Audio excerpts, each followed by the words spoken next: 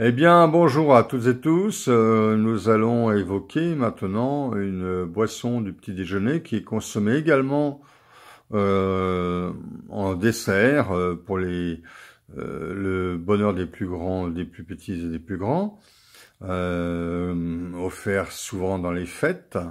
C'est le chocolat ou le cacao.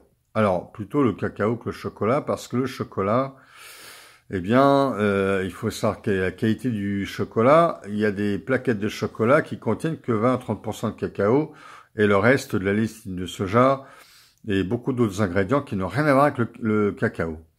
Alors, on va donc parler du cacao essentiellement. Le cacao, très intéressant, car il contient de la théobromine, la théobromine qui est un carburant cérébral, c'est un stimulant du système nerveux, des neurones, et plus généralement également des cellules de notre organisme. Donc on peut dire que le chocolat, le cacao plus exactement, va stimuler l'ensemble de notre métabolisme, et notamment le métabolisme des neurones, favorisant en cela notre capacité intellectuelle, notre concentration, notre éveil, etc.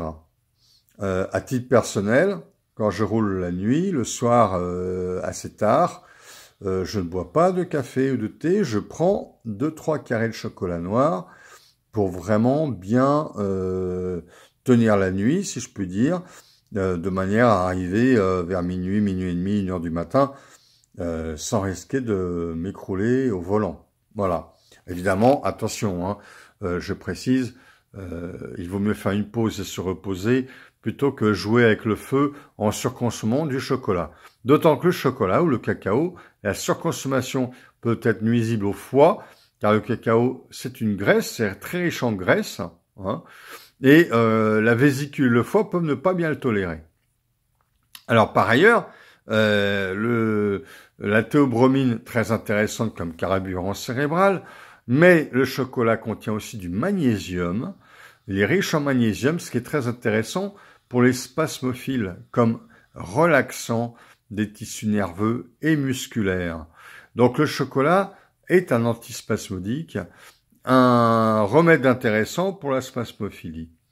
Alors, en revanche, j'ai expliqué qu'il n'était pas forcément très bon pour le foie. Il peut surcharger le travail du foie et la vésicule. En cela, il y a des gens très sensibles au chocolat qui peuvent développer des maux de tête de type céphalée liée au foie. Donc c'est la barre au front ici, et ça peut être dû au chocolat. Mais le chocolat peut aussi être un facteur de migraine. Pourquoi? Parce que il semblerait que la théobromine, ou peut-être d'autres facteurs, augmente au niveau cérébral la production de sérotonine de manière très importante. Or, les migraines sont déclenchées souvent par un pic de sérotonine, ce qui fait que certaines personnes trop sensibles peuvent développer des migraines liées au cacao.